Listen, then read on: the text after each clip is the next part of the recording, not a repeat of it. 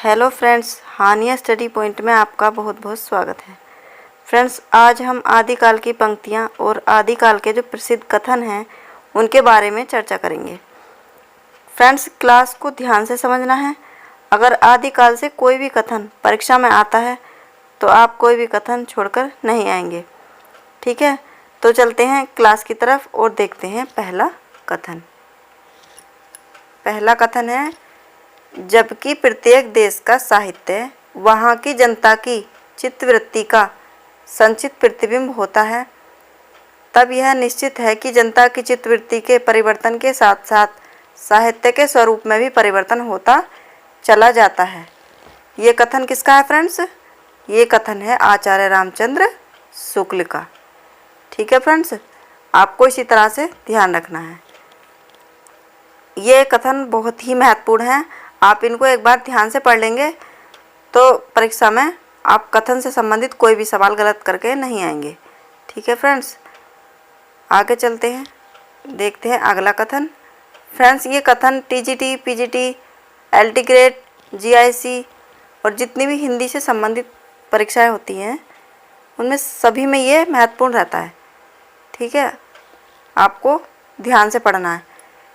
कथन नंबर 2 है, जैसे पुराना चावल ही बड़े आदमियों के खाने योग्य समझा जाता है, वैसे ही अपने समय से कुछ पुरानी पड़ी हुई परंपरा के गौरव से युक्त भाषा ही पुस्तक रचने वालों के व्यवहार योग्य समझी जाती थी। ये कथन किसका है? ये कथन है आचार्य रामचंद्र शुक्ल का। ठीक है फ्रेंड्स, आपको इतना सारा याद करने की जरूरत नहीं। आप अगर थोड़ा सा भी याद कर लेंगे, जैसे पुराना चावल ही बड़े आदमियों के खाने योग्य समझा जाता है, इस तरह से भी अगर आप इनमें से कोई सी भी एक पंक्ति अच्छे से ध्यान रख लेंगे तो आपका सवाल गलत नहीं होगा। ठीक है फ्रेंड्स, तो ये कथन किसका है? आचार्य रामचंद्र शुक्ल का। आगे चलते हैं, अगला कथन देखते हैं। अगला कथन है 3 नंबर पे, विद्यापति सैव थे, उन्होंने इन पदों की रचना श्रृंगार काव्य, यहाँ पे इस तरह से श्रृंगार है, श्रृंगार काव्य की दृष्टि से की है, भक्तों के रूप में नहीं। विद्यापति को कृष्ण भक्तों की परंपरा में ना समझना चाहिए। ये किसका कथन है? आचार्य रामचंद्र शुक्ल का। आचार्य रामचंद्र शुक्ल ने कहा है, विद्यापति सैव थे, उन्होंने इन पदों की रचना श्रृंगार काव्य की दृष्टि से की है, भक्तों के रूप में नहीं। विद्यापति को कृष्ण भक्तों की परंपरा में न समझना चाहिए। विद्यापति के बारे में ये आचार्य रामचंद्र शुक्ल ने कहा है। तो अगर आप इसका इतना भी याद रख लेंगे कि विद्यापति सैव थे या फिर विद्यापति को कृष्ण भक्तों की परंपरा में ना समझना चाहिए, तभी भी आपको परीक्षा में याद रह जाएगा। ठीक है, आगे चलते हैं, देखते हैं अगला प्रश्न। अगला कथन है, आध्यात्मिक रंग के चश्मे आजकल बहुत सस्ते हो गए हैं, उन्हें चढ़ाकर जैसे कुछ लोगों ने गीत गोविंद के पदों को आध्यात्मिक संकेत बताया है, वैसे ही विद्यापति के इन पदों को भी। ये कथन भी विद्यापति के बारे में है फ्रेंड्स।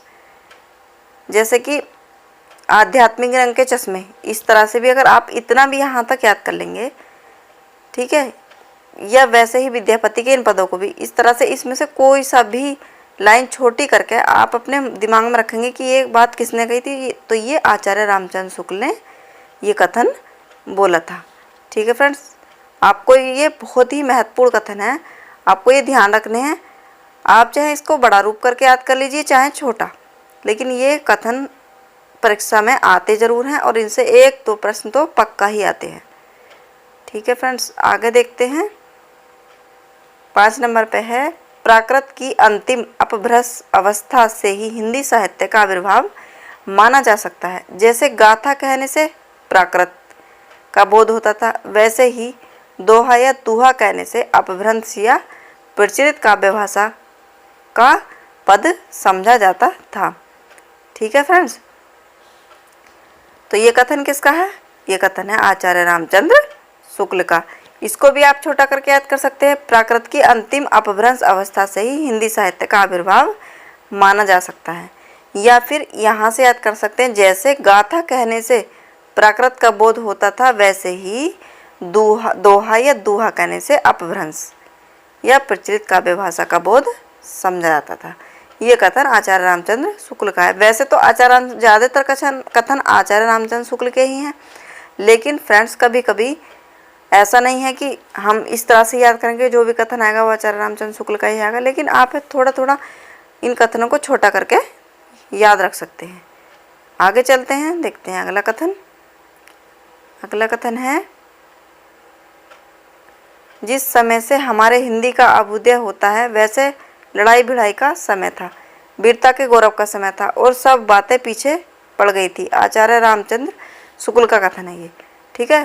जैसे जिस समय से हमारे हिंदी का अभ्युदय होता है वैसे लड़ाई भिड़ाई का समय था, वीरता के गौरव का समय था और सब बातें पीछे पड़ गई थी। इसको भी आप इनमें से कोई सी एक पंक्ति उठा लीजिए, छोटी करके आप उसको याद करके आचार्य रामचंद्र शुक्ल से एलिमिनेट कर सकते हैं। अगला कथन देखते हैं। अगला कथन है 7 नंबर पे, इन चरित काव्यों के अध्ययन से परवर्ती काल के हिंदी साहित्य के कथानकों, कथानक रूढ़ियों, काव्य रूपों और कवि सुप्रसिद्ध छंद, योजना, वर्णन शैली, वस्तु विन्यास, कवि कौशल आदि की कहानी बहुत स्पष्ट हो जाती है। इसलिए इन काव्यों से ही हिंदी साहित्य के विकास के अध्ययन में बहुत महत्वपूर्ण सहायता प्राप्त होती है। फ्रेंड्स, ये कथन किसका है? ये आचार्य हजारी प्रसाद द्विवेदी का है। अब तक जो आपने कथन देखे थे वो सारे रामचंद्र शुक्ल से थे, लेकिन देखो इसमें कितनी सारी बातें हैं, जैसे कथानकों, कथानक, रूढ़ियों, काव्य रूपों, इस तरह से योजना, वर्णन शैली, इस तरह से आप कोई भी 1-2 वर्ड आचार्य हजारी प्रसाद द्विवेदी से एलिमिनेट करके इसको याद रख सकते हैं। ठीक है फ्रेंड्स, आगे चलते हैं, देखते हैं अगला कथन। इनकी कोई, ये बड़े हैं, इनकी कोई ट्रिक तो होती नहीं है फ्रेंड्स, इसलिए आपको कोई एक छोटी मोटी पंक्ति याद रखनी है और लेखक के नाम से एलिमिनेट कर देनी है। देखते हैं अगला कथन है, संदेश रासक की तरह बीसलदेव रासो एक गेय काव्य है। फर्क यह है कि इस रासों में कुछ घटनाएं भी जुड़ गई हैं जबकि रासक में घटनाएं नहीं हैं। ये किसका कथन है? डॉक्टर बच्चन सिंह का। ठीक है फ्रेंड्स, आपको ये वाला भी याद रखना है। ठीक है, आगे चलते हैं, देखते हैं अगला कथन। अगला कथन है कथन नंबर 9। विद्यापति का प्रेम न तो रोमांटिकों की तरह वायवीय था है और न भक्तों की तरह दिव्य, वे स्वरूप के कवि हैं। ठीक है फ्रेंड्स, तो आप इसको कैसे याद रखेंगे कि बच्चन सिंह, ये कथन किसका है? बच्चन सिंह का। बच्चन सिंह कैसे कवि हैं? स्वरूप के कवि हैं। इस तरह से आप इसको याद कर लेंगे तो आपको ये याद अच्छे से काफ़ी समय तक रह जाएगा। ठीक है फ्रेंड्स, आगे चलते हैं और देखते हैं अगला कथन। अगला कथन है कथन नंबर 10।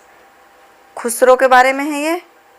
खुसरो के कृतित्व से एक और महत्वपूर्ण तथ्य उजागर होता है कि हिंदी का चरित्र एकदम आरंभ से ही असांप्रदायिक रहा है। वह सामाजिक सांस्कृतिक की सच्ची घटना है। ठीक है फ्रेंड्स, ये कथन किसका है? ये है रामस्वरूप चतुर्वेदी का। ठीक है, आप इसको कैसे याद रखेंगे? रामस्वरूप चतुर्वेदी का चरित्र एकदम कैसा था? असांप्रदायिक। इसका मतलब किसी के बारे में कुछ गलत ठेस पहुंचाना नहीं है, लेकिन आप एक याद रख सकते हैं एक तरह से। ठीक है फ्रेंड्स, तो आप इसको इस तरह से याद रख सकते हैं। या रामस्वरूप चतुर्वेदी का चरित्र कैसा था? एकदम सामाजिक था। ठीक है, सामाजिक सांस्कृतिक। ठीक है फ्रेंड्स, इस तरह से इसको याद रख लेना। आगे चलते हैं, देखते हैं अगला प्रश्न। अगला कथन है, कथन है 11। यदि कई वर्षों बाद कोई इस काल में हिंदी साहित्य का इतिहास लिखने बैठे तो शायद उसे भी हजारी प्रसाद द्विवेदी की तरह इस समस्या से टकराना होगा कि आखिर खड़ी बोली पर आधारित काव्य भाषा के परिदृश्य में खड़ी बोली के अपने घर के ही सारे लेखक कहाँ चले गए। ठीक है फ्रेंड्स, ये एक तरह से एक व्यंग्यात्मक रूप में ये लिखा गया है।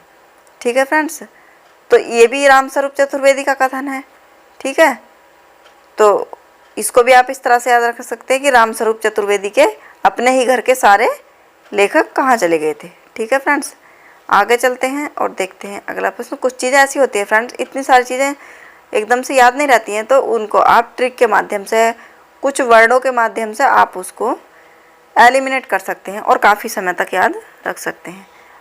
अगला कथन देखते हैं। अमीर खुसरो फारसी के बहुत अच्छे ग्रंथकार हैं, अपने समय के नामी कवि थे। उनकी मृत्यु संवत 1989 ईस्वी में हुई थी।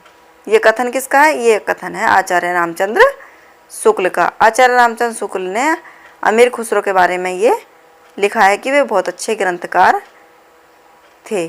ठीक है फ्रेंड्स, आगे चलते हैं, देखते हैं अगला प्रश्न। अगला प्रश्न है, अगला कथन, कबीर की अपेक्षा खुसरो का ध्यान बोलचाल की भाषा से अधिक था, उसी प्रकार जैसे अंग्रेजों का ध्यान बोलचाल की भाषा की ओर अधिक रहता है। ये कथन किसका है? ये कथन है आचार्य रामचंद्र शुक्ल का। आचार्य रामचंद्र शुक्ल ने कबीरदास जी के बारे में बोला है कि कबीर की अपेक्षा खुसरो का ध्यान, कबीरदास और खुसरो दोनों में तुलना करके ये कथन उन्होंने बोला है कि कबीर की अपेक्षा खुसरो का ध्यान बोलचाल की भाषा से अधिक था, जिस प्रकार अंग्रेजों का ध्यान बोलचाल की भाषा की ओर अधिक रहता है। ठीक है फ्रेंड्स, आगे चलते हैं। आचार्य रामचंद्र शुक्ल एक बहुत बड़े आलोचक हैं फ्रेंड्स। वो सभी, कोई भी टॉपिक या कोई भी लेखक ऐसा नहीं है जिसके बारे में उन्होंने अपनी आलोचना या अपना कथन नहीं बोला है। ठीक है फ्रेंड्स, तो आप इसको ध्यान रखें। अगला कथन देखते हैं। अगला कथन है, भाषा की कसौटी पर यदि ग्रंथ को कसते हैं तो और भी निराश होना पड़ता है, क्योंकि यह बिल्कुल बेठिकाने है। उसमें व्याकरण आदि की कोई व्यवस्था नहीं है। ये पृथ्वीराज रासो के बारे में बोला है कि अगर इसको भाषा की कसौटी पर कसते हैं तो और भी निराश होना पड़ता है, क्योंकि ये बिल्कुल बेठिकाने हैं। तो पृथ्वीराज रासो को बेठिकाने किसने बोला है? आचार्य रामचंद्र शुक्ल ने। ठीक है फ्रेंड्स, इस तरह से आप यहाँ से याद कर सकते हैं बेठिकाने से कि पृथ्वीराज रासो को बेठिकाने किसने बोला है? आचार्य रामचंद्र शुक्ल ने। आगे चलते हैं, अगला कथन देखते हैं। अगला कथन है, इस ग्रंथ में श्रृंगार की ही प्रधानता है, वीर रस किंचित अभ्यास मात्र है, संयोग और वियोग के गीत ही कवि ने गाए हैं। बीसलदेव रासो के बारे में यह कथन किस कवि का है? तो फ्रेंड्स, ये कथन है आचार्य रामचंद्र शुक्ल का। आचार्य रामचंद्र शुक्ल ने बीसलदेव रासो के बारे में ये बोला है कि इस ग्रंथ में श्रृंगार की ही प्रधानता है, वीर रस एकदम किंचित मात्र है, और संयोग और वियोग के गीत ही कवि ने गाए हैं। ठीक है फ्रेंड्स, बीसलदेव रासो के बारे में जो नरपति नाले ने लिखा है, ये आचार्य रामचंद्र शुक्ल ने बोला है। ठीक है, आगे चलते हैं, देखते हैं, इसको भी आप ध्यान रखेंगे, इसी तरह से एलिमिनेट कर लेंगे। ठीक है भाई फ्रेंड्स, ये थे 15 कथन। यहीं पर क्लास समाप्त होती है। ये 15 कथन थे। आपको कैसे लगे हमें कमेंट करके ज़रूर बताएं, और अगर आप चैनल पर नए हैं तो चैनल को सब्सक्राइब ज़रूर करें, हमारी वीडियो को लाइक करें और अपने दोस्तों में शेयर ज़रूर करें। ठीक है फ्रेंड्स, धन्यवाद।